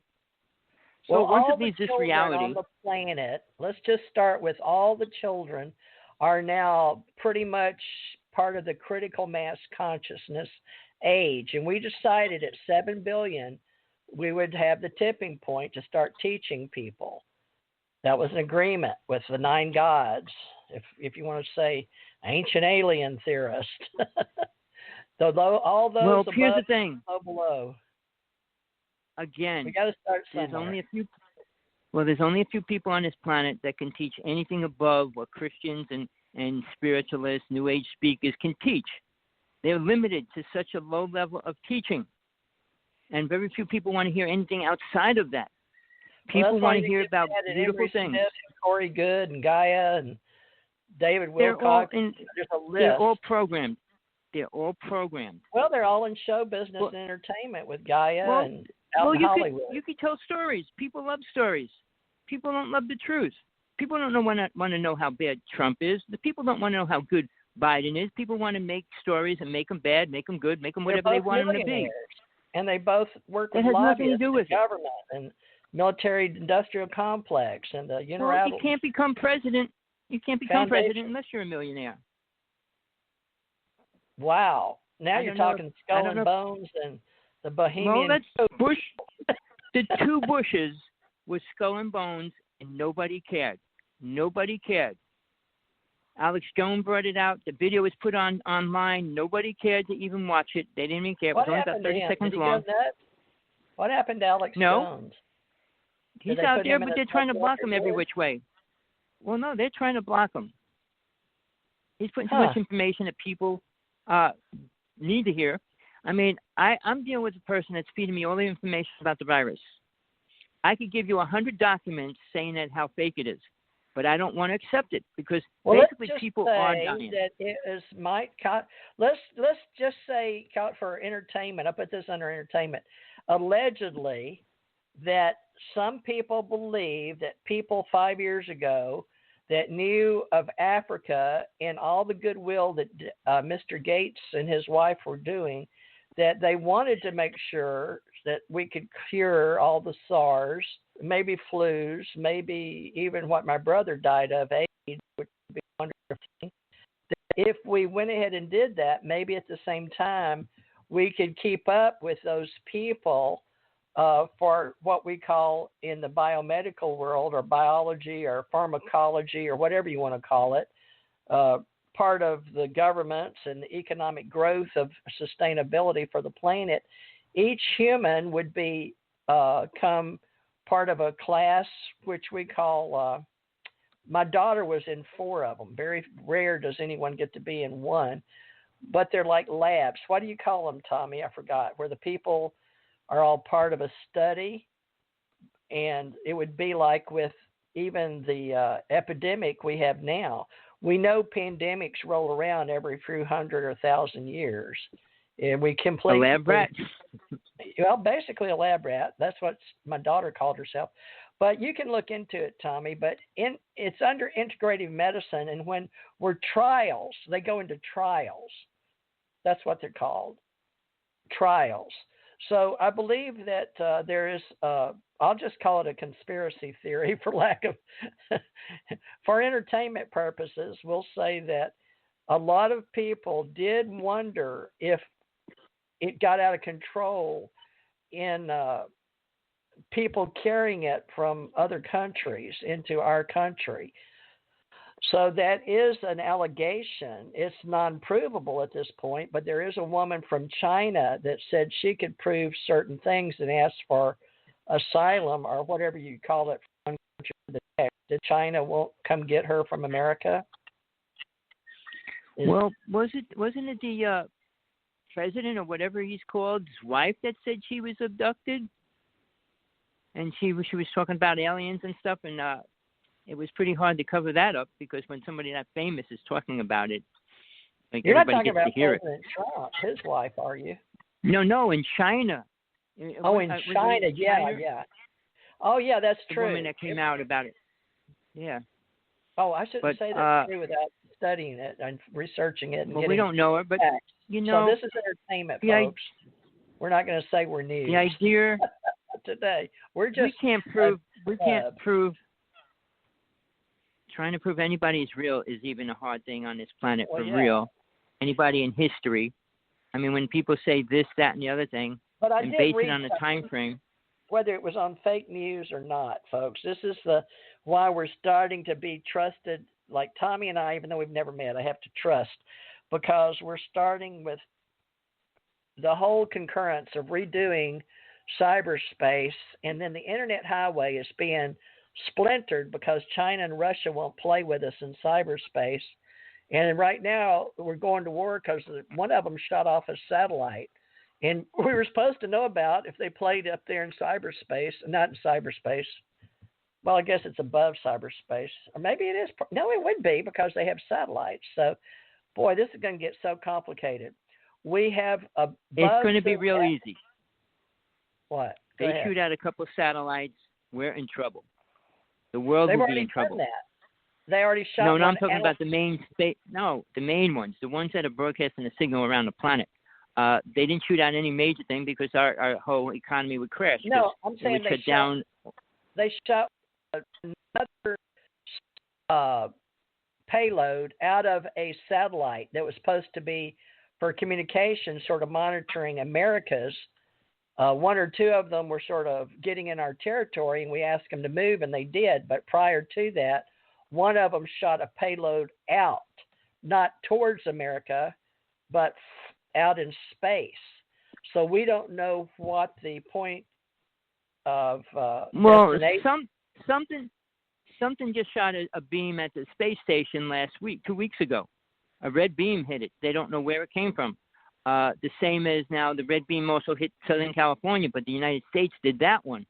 They're playing with the direct energy weapons, DEW, and they hit the California area and they hit Colorado as well. The two fires were blasted. Now, if you want to, it's provable, and that's beyond a shadow of a doubt. Space. Well, we're putting up. We've always had secret space in the black budget for intelligence communities, but communications is one thing with satellites. But we're talking about protecting the sovereignty of the space that we thought we had a treaty with everybody on the planet. That means all sentient, intelligent beings. There was a treaty. We did have a treaty. All the worlds agreed when we leave planet Earth, we will be one race in space. That was agreed on. That was like in 1966 before we did the Prime Directive. It was a long time ago. With the now China decides they want. We chose that. That was a choice we made. Well, we went to war. With Eisenhower and Area 51 and the one Dr. Rick Miller talked to in Area 51. The ones with extraterrestrial abilities that we have uplinks with. But let's go back to Atlantis. Your Atlantis, we had those uplinks, but we couldn't form voices. So now we have vocal boxes. And we could talk in Atlantis. What? We could talk in Atlantis. We didn't have vocal could talk. boxes. We didn't have to. We could talk. We had vocal cords. We could talk. I don't know who told you we didn't. We didn't have to talk because you could read people's minds. It was like you didn't have to say hello. You didn't have to say goodbye. There was a species from Mars, and now I have a memory back in Mars. Do you? No, I didn't go to Mars. All right. Well, this was my planet was the blue. I hate to agree with somebody, but I was up the blue world. This was one of them got obliterated. It's like the belt. One of the planets that we had.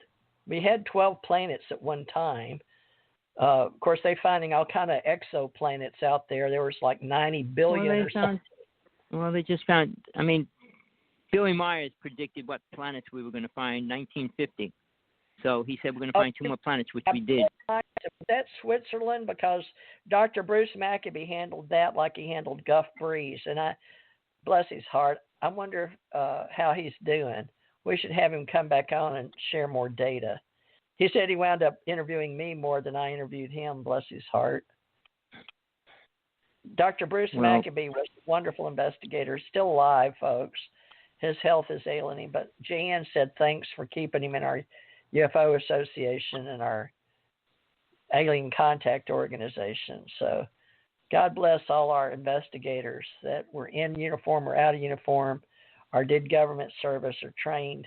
He went to the Central Intelligence Agency in D.C. and trained or gave speeches because people just didn't know. Well, I want to put something really important out right now, just so that anybody that's listened to this, there's a show on cable TV. It's called the Vice Channel, V-I-C-E, Vice. It's the only show on TV, on the internet, that shows you actual facts and details and interviews the people that are involved, murderers, rapists, and drug addicts, you name it. Tommy's not getting paid to say this, by the way. We're not getting paid. I'm not getting paid, we pay for this show. But here's the reason why. I pay for this they were the only people for the show what the government did to the Native people when they were boycotting the pipeline. All right. On top of that, wait, TJ, let me finish it. On the 16th, on the Vice Channel, they're doing a complete special on the underground cities in the United States. You're going to have to watch it because most people still think that's a theory, make-believe, and everything else. They're going to go into the facts. Underground D.C. They're going to go into the facts about it. Colorado. Why? New Mexico. Why? Area 51. They go across the United States. They got bases that go all the way across to other countries. I've been underground even in Spain and Portugal. So I know there's Germany. They had underground where they kept a lot of paintings. Well, don't forget, only after when Behold the Pale Horse came out, when it explained Denver Airport was the home of the New World Order. After that book came out. That was just released again by Norio Hawakawa. Do you know Norio? Well, but basically, no. But basically, he's a real sweet man. That's all UFO. Well, let me just finish what I'm trying to say. At that time, they had a ground boring machine. It looked like a giant ball with these teeth on it that used to grind a hole in the ground, and that's how they made the tunnels. And they had to remove all those rocks. If you follow Denver Airport, look outside, you'll see miles of rocks piled out there. Oh, yeah. And they were pulling the rocks out. I was there when they were digging the hole over and over and over again. They invented technology with a laser beam. They shoot a completely round tube through any rock, and they make these tunnels. And that's why those subway cars are round. They travel through there at high speeds, but they're completely just the laser hits that and eats the hole through it. So there's no debris. They don't have to bring the rocks back out and mow the rocks and all that. That's no longer. And since they started doing that, they were able to create these super underground cities and tunnels going all across the world and stuff. So the technology is so far beyond people want to believe or even know about, especially what's going on under there and how much money it's costing. Now, when Trump said the space program, we had the space program. They were spending, but the space program's equal to the weapons as well, $5 trillion a year. So when Trump comes out and says, "Oh, we're going to start a space program," well, he was talking, who knows out of what, but we already had it. Well, when we were doing space spa wars or whatever it was. That was we had. I started. I don't know how much you know about the actual wars.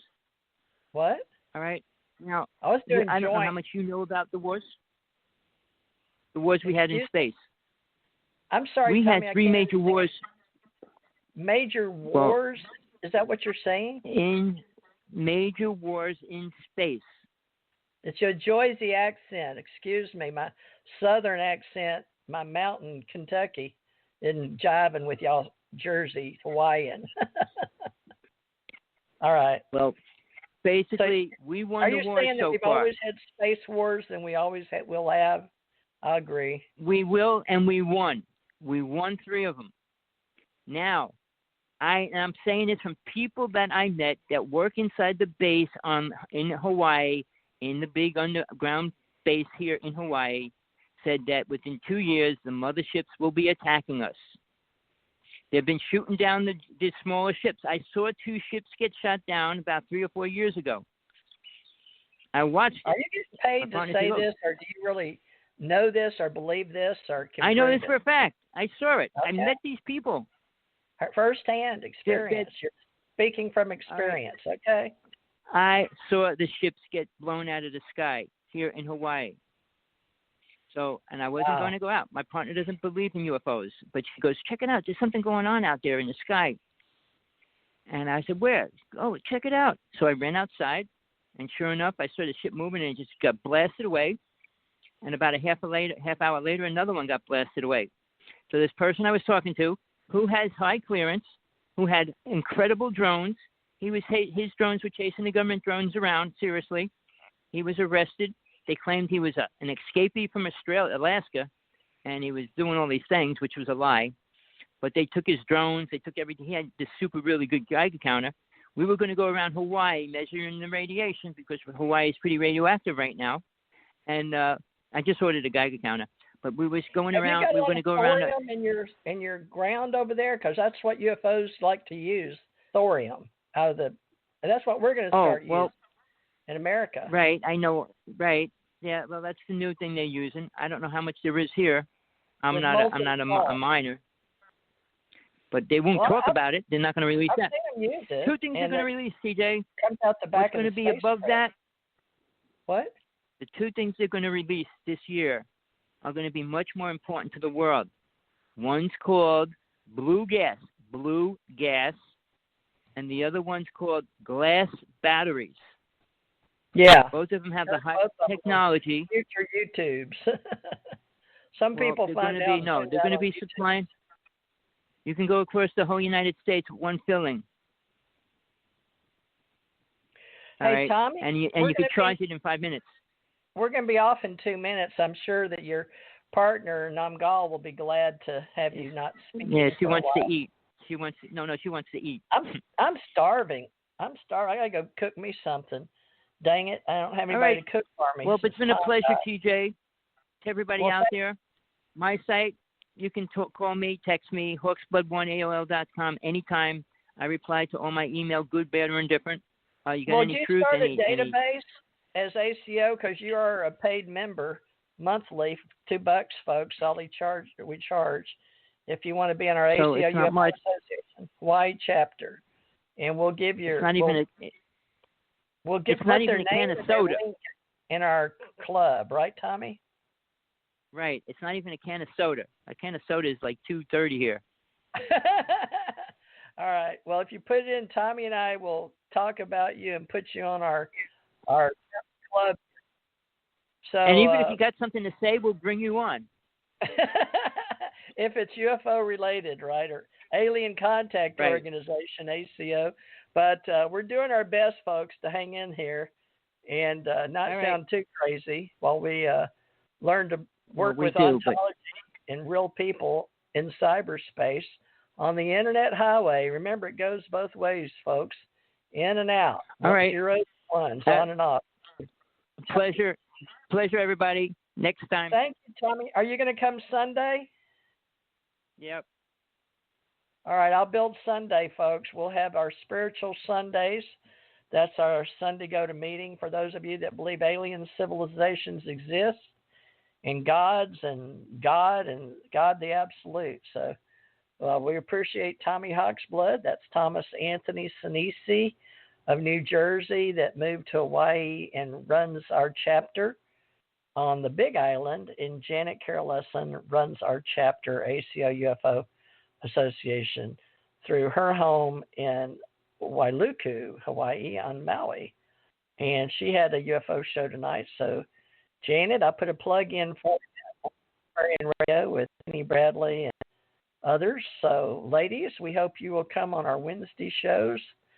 I'm going to do Tara, do my higher self for those that like channels super fun stuff for entertainment. Well, folks, it's been enjoyable. I've really enjoyed it. Didn't have a dog bite tonight. I apologize for the dog barks, but she's been pretty calm with the cat, considering I didn't feed them dinner yet, and it's getting late here, so 9 o'clock here. It's 10 o'clock Eastern. Please remember to stay tuned, 7 to 9 on Fridays and Thursdays. I've not confirmed yet with Jeanette, Marciana, Lucas, or Suzanne Flint, Suzanne Wyman Flynn or Rich Flynn for Saturday. So if they call me, Jan Harzan, no, not Jan, Jan Aldrich, Jan Aldrich will be available, and can try to get more intelligence and how we're doing on scanning and databases, and we'll see if the Captain McDonald will be wanting to speak to us anytime soon. If I can get him on the line, I'm hard to get as he is too, but I did put a call into MUFON, and on my phone I had Jan Harzan, and it now Captain McDonald's picture shows up on my phone, so I guess he got the Jan Harzan phone number now. So everybody just keep that in mind. Captain McDonald is now in the head dude in charge for MUFON. So we'll let you know how that progresses with everybody, and meeting in Las Vegas in 2021. And Bob Brown, get in touch with us. We'll be more than happy to support UFO clubs and UFO associations with us. $2, folks, to list your link and event with UFO Association and UAP.Associates. This is Theresa Jeanette Thurman Morris signing off from the Mecca, UFO Mecca, Breeze, Florida. Hope you'll come back and join us. And I am a songwriter, so I'm going to play you a Bluegrass Train from Beaver Dam to New Orleans.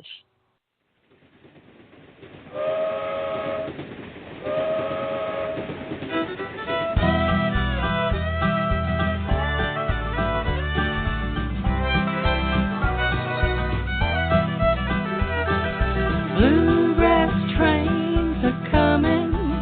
I say the bluegrass trains are coming from Beaver Dam down to Alabama. The bluegrass trains are coming. Bluegrass trains are coming. Long, long train running.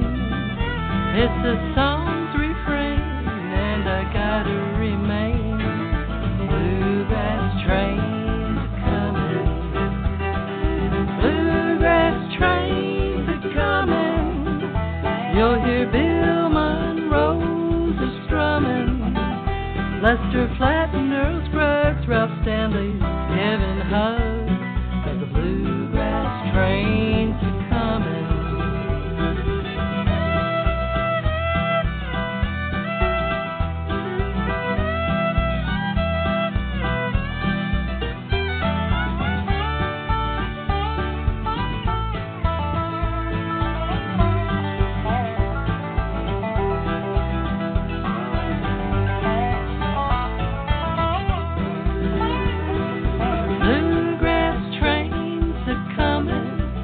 For many years it has been running from the town of Rosine down to New Orleans.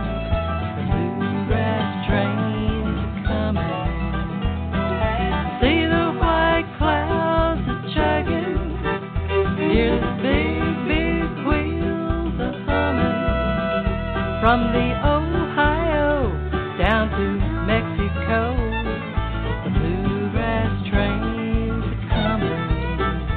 It's the sound of long time ago, sounds that we all know. See the engineer, now the legend is